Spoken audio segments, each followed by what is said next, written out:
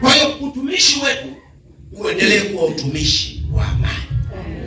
Kanisa Anglikana katika ordino tunapoamuru aidha si makasisi pia, lakini nakumbuka zaidi ya maaskofu yako yale maneno magumu yanasema, katika ghadhabu kumbuka rehema.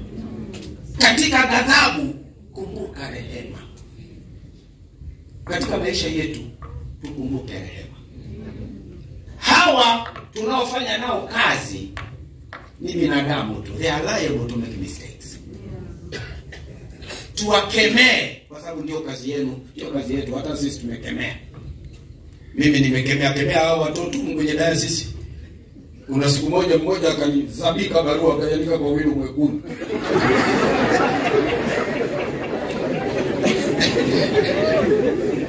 Ndio tabu.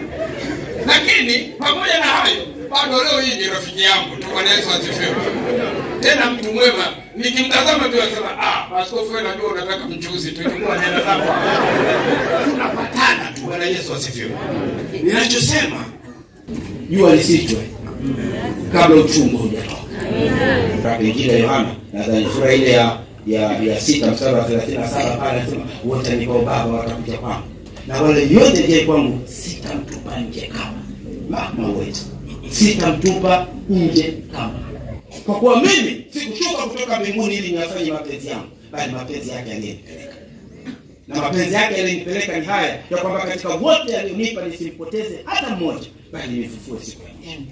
Na kwa kuwa mapenzi yake Baba yangu ni haya, ya kwamba kila mtazamaye mwana na kumwamini yeye awe na uzima wa milele, nami nitamfufua siku ya mwisho.